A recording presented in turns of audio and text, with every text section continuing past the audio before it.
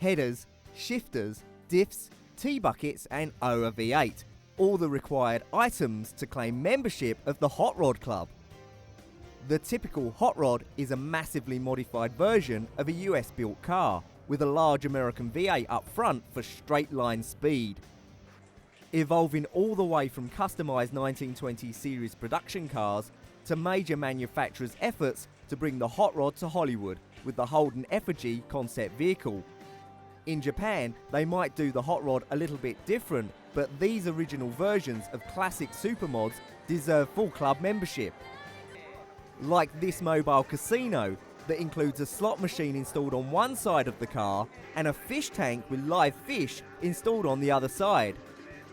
When the terms Sweden and car come together, one doesn't normally visualise an image of a hot rod. Leif Tuvesen, one of Sweden's most skilled specialist car constructors, is about to change any preconceived notions you may have. Tuvesen, who previously worked for the Volvo Concept Centre, has designed two original hot rods that have well and truly removed any doubt as to Swedish street credibility. Having previously won the prestigious Hot Rod of the Year award from Hot Rod magazine, Tuvesen has now turned his talents to reinventing the hot rod. The V8-powered Caresto Speedster has been carefully handcrafted into life under the watchful Tuvesen gaze. Thanks to the mid-engine layout, this sports rod has an ideal 60-40 back-to-front weight distribution and is completely constructed from aluminium and carbon fibre, with an advanced sports car chassis fitted with Öhlins shock absorbers. The steering wheel, instruments and gear selector come from Volvo, as does the V8 engine, the 6-speed automatic transmission and the car's electrical system.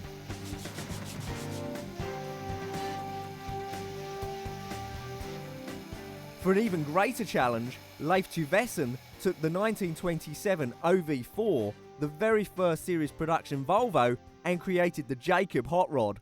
The idea was to build a hot rod of an old Volvo. Parked side by side, the similarities between old and new are remarkable, including the curvature of the bonnet, which has exactly the same radius. The distinctive widescreen pillar that runs down the body side is faithful to the original, even down to small details such as the number of screws used. Equally identical is the radiator grille, with its characteristic mesh pattern and diagonal bar that incorporates the classic iron symbol. The body has been built by hand from raw aluminium panels that were bent into their final shape using a hammer and English wheel, exactly as it was done in the prototype workshop back in the 1920s. The two-seater Jacob is far smaller than the original four-seater and features a carbon fibre body incorporating typical minimalist design of the traditional hot rod. A strong rear axle, cut-down body and massive tyres complement the alloy wheels, similar to the original wooden wheels, only by the number of spokes included. Surprisingly, most of the components came directly from the Swedish maker's parts bin and have been concealed away inside the body, including the springs and dampers, electrical components and exhaust system, making the car aesthetically elegant and stylishly minimalist. The result is that the body and axles look like they're floating in the air.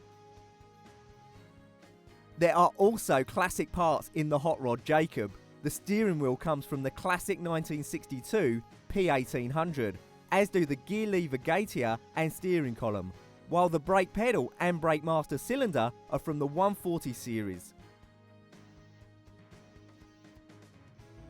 With large European automotive manufacturers now embracing the great American tradition of the hot rod, membership